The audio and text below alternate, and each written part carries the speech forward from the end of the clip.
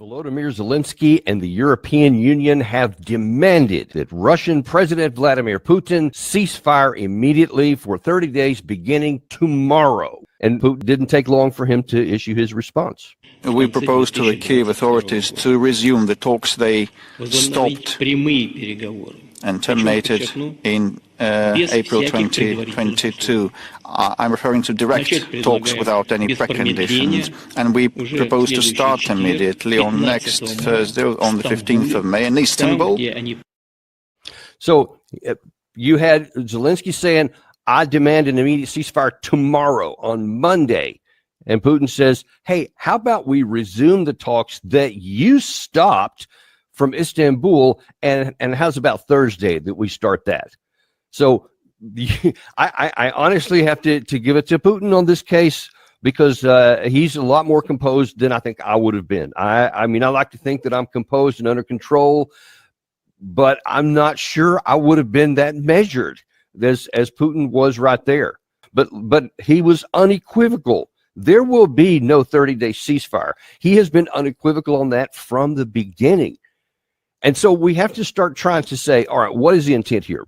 Because the West, especially those four European leaders, France, UK, Germany, and Poland, they may be deluded on some things, but they're not stupid. I mean, they certainly don't have the belief that, yeah, we all banded together and we joined arms, all five of us, along with Zelensky, and now Putin will see 5 against 1. He'll back down and he'll give us that 30-day ceasefire.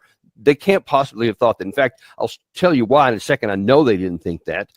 But then the question is, well, what is the play here then? What is the intent and the expectation of the European side along with Zelensky? Because it's not an end of the war. It's not a 30-day ceasefire. And we haven't seen anything yet, but I'm sure it's only a matter of time before that the Zelensky and all the European leaders will reject Putin's offer to meet in Istanbul on Thursday. At least we think that's going to be the case. And to underscore the reason why, in that same press conference there that Putin made yesterday, he also explained what his intent was, not for a 30-day ceasefire, but to end the war. I'd like to reiterate that Russia is ready for negotiations without any preconditions. The hostilities are on. The war is raging, and we suggest to resume the talks that were stopped not by us. What is bad about this? Those who want peace must support this. And I would like to express gratitude for the mediating efforts on the peaceful track to resolve the Ukrainian crisis that is made by our foreign partners. I mean, China, Brazil, African and Middle Eastern countries, and recently the new administration of the United States also making these efforts. You heard him very clearly say the war is continuing, i.e. there will be no ceasefire tomorrow, and we're willing to talk on Thursday if you actually want a real peace. And I think he's laying down the gauntlet there. You might even say this is a counter ultimatum. Either meet us in Istanbul on Thursday, and Putin subsequently said that he's going to have a phone call with Erdogan from Turkey tomorrow to try and set this up. And they want these talks to be at a relatively high level. I think that Russia, unlike the European demand, I think Russia is very serious. If you'll meet us in Istanbul on Thursday, we will continue. We will have genuine negotiations that are going to end. It won't be any surprise. It won't be any shock on the conditions and the terms. There's no conditions for the meeting, as he reiterated there. There are very definitely conditions on where they'll accept a negotiated settlement.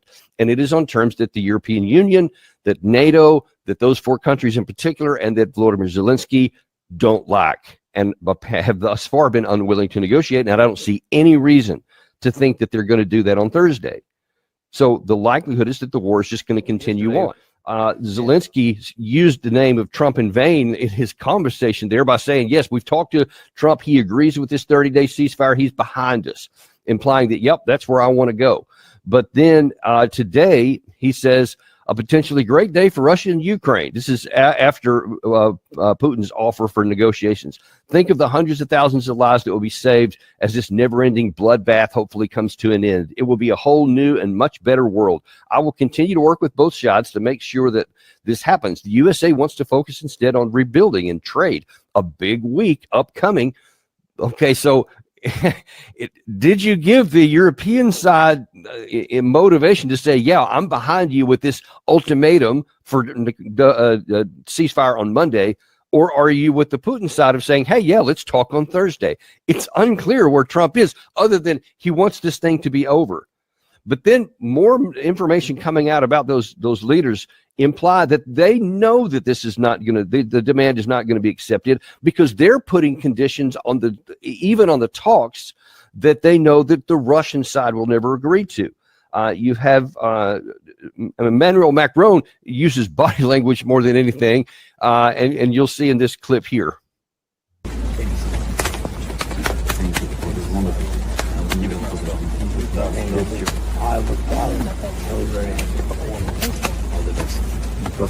Thank you. Thank you.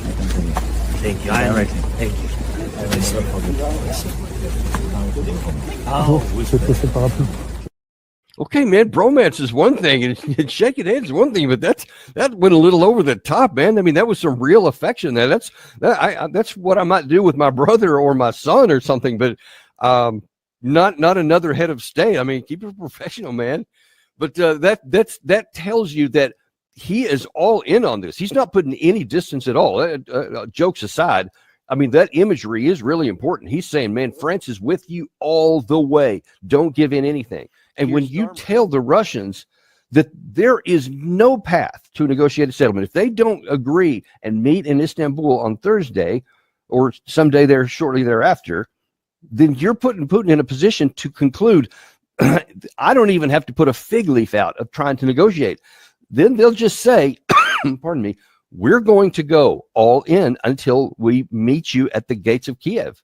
I mean, that's what you're putting him in a position to say. And I don't know why the European people would want that, why they would want to give their opponent the motivation and the incentive to press even harder, to pull back some of the restraint that they've had on some of their targets. And by the way, I know oftentimes the Russians are accused of being indiscriminate in their targeting, but they have been relatively restrained. But that relative restraint can come off, and there's a lot more they could do. No matter what the mythology that's coming out of the West, there is a lot more that the Russian armed forces could do. Don't put them into a position to do that. Listen, I do agree with Trump on the one hand that this could be a big week. We could reach an end to this war. We could reach an end to the killing, and no more Ukrainian men need to die. No more Ukrainian cities need to be turned to rubble. It doesn't need to happen. The Russians are willing to do it, but their terms are harsh. But the alternative is worse. That's what you've got to understand. If you don't take these draconian, harsh positions here, then the only thing you're leaving the powerful side is the destruction of the Ukraine forces and eventually their government. That's the dilemma that we're in right now.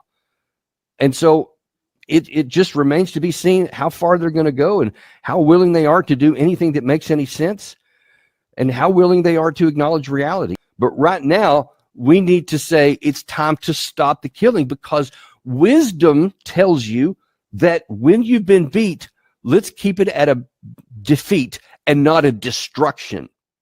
That's where